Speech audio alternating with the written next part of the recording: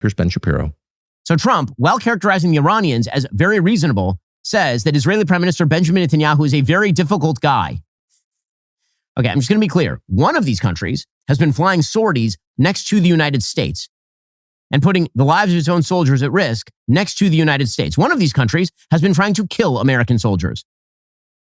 So probably we should, be a little bit more measured in our critiques of our allies. The one thing I will say with regard to the president and the vice president and the signals they are sending, if you keep sending the signal to a terror-backing regime that chants death to America, that you want to deal with them so badly that you're going to tell our allies in the region to stand down, you are giving them an enormous amount of forward momentum. And that is a huge mistake that should not be done. And I hope that the president does not do that. Again, that signing ceremony in Switzerland should be canceled. It should not happen. Mm-hmm. All right. Now, well, I mean, there's so many things to say, but we'll just keep this limited just because it's just too easy. But you'll notice, big picture, that there is no distress at the truly harmful effect to the United States of this war, to the American economy, to our ability to project legitimate power, assuming there are times when you do need to project legitimate power around the world, in the Middle East specifically. The deaths of, well, we don't know the real number. The number is 13, according to Grok, of Americans in this war. Is that the real number? No, it's not the real number, actually. What is the real number? We don't know. We will at some point know. But Americans have died for Israel in this war. No concern about that at all. The concern is that Trump isn't being appropriately respectable to a foreign head of state. He's not showing enough respect or deference to a guy who runs a tiny country of 9 million people, an apartheid state with no natural resources at all, from which we derive nothing. It's only an expense. Israel's side of the ledger is just bright red. We're not getting anything out of this at all. And Trump is treating him like the junior partner he is and negotiating with a real country, Iran. And that's what just sends this guy into orbit.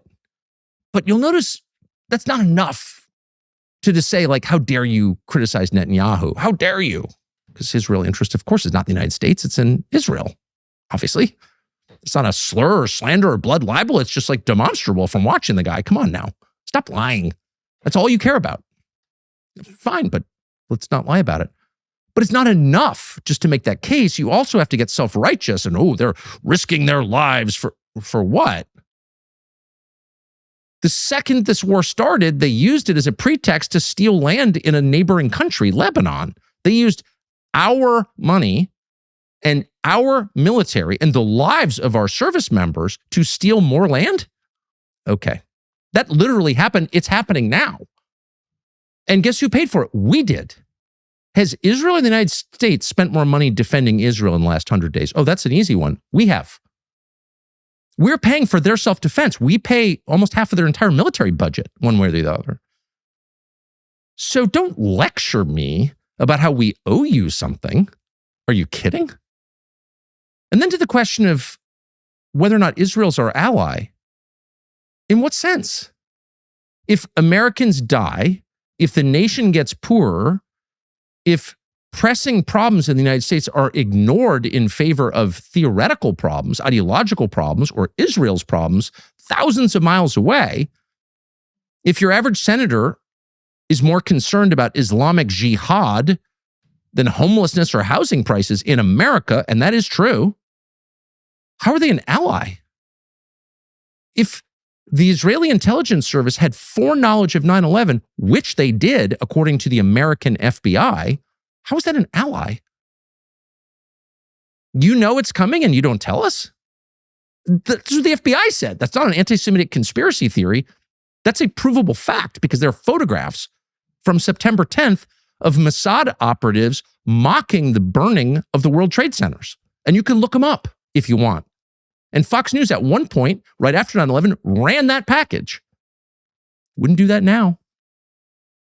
The point is not to attack Israel. The point is to attack the idea that this is an ally. There's nothing allied about that. That's an opponent, a rival, a resentful, dependent nation. And of course, that shouldn't surprise anybody. Dependency breeds resentment. People who take welfare hate the government. Adults who take money from their parents resent their parents. Like dependency always causes resentment, and they resent us. I get it. That's our fault, not theirs, by the way. But the point is, it's all ending. Many times today, I got texts from people, including in the government, saying, I hope this works, but there's no way, honestly, that we can stay at peace as long as we maintain this relationship with Israel. And there are no signs, despite Trump's theatrics about not liking Bibi. By the way, nobody likes Bibi, including Mrs. Bibi. So that's not like a unique position, right? He's insufferable, and everyone knows that. So a bunch of people texted to say, nothing's going to change. Just like after the 12-day war last June, we took out their nuclear sites and we're done. But of course, everybody who follows this knew then, this is just preparatory to a regime change effort, which it was, right? It took till February, but it happened. And so cynical people in Washington are convinced that this cycle will continue. But it won't. It may not end soon, but it will end for two reasons. First, in one word, Gaza. What's happening in Gaza, what Israel has done in Gaza, which is ethnic cleansing, which is murdering people and moving them out because you don't want them there. And by people on the basis of bloodline, not even on the basis of a religion. This is happening to Christians and Muslims, but they're Arabs, they're Palestinians, and they're being moved out of Gaza and the West Bank and southern Lebanon because Israel wants the land. That is ethnic cleansing. It's genocide. It's the definition of genocide. It's happened before. That is happening now. It's happening with US tax dollars in the Middle East, and Israel is doing it. Now, that fact was until recently very controversial in the United States. You couldn't say that. You were somehow the criminal. The people committing murder were fine. The people complaining about it were the criminals. That's been kind of the status quo for a long, long time. It's fine for you to commit genocide. It is totally evil for me to say something about it. But that's nonsensical. It's actually totally unnatural. It's crazy, really. And so that can't continue. And now all of a sudden it's not going to continue because too many people know what's happening. Now they don't know details because they can't, because there's almost no access at all to Gaza. Over 100 journalists have been murdered in Gaza by Israel in an effort to keep secret what they have done to the civilian population. We have no even good guess as to the death toll, which is clearly over 100,000 Palestinians, women and children being the majority of those deaths, apparently, but we don't know because Israel won't allow any independent assessment of what has happened there. But images, including satellite images, make it really, really clear that Israel used the pretext of October 7th to just destroy Gaza.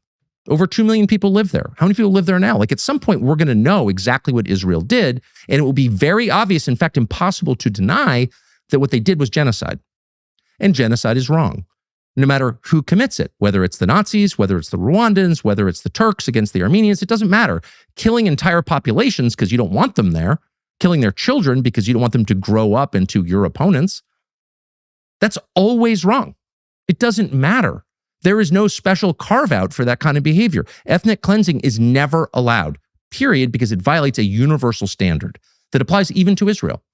Now, a lot of people hesitate before getting traditional therapies for cholesterol health. They don't want to wind up stuck on capsules for the rest of their lives. Pills, they'd rather feel like they have some say in how they take care of their own bodies. And that's why more Americans are turning to more gentle alternatives with ingredients they recognize.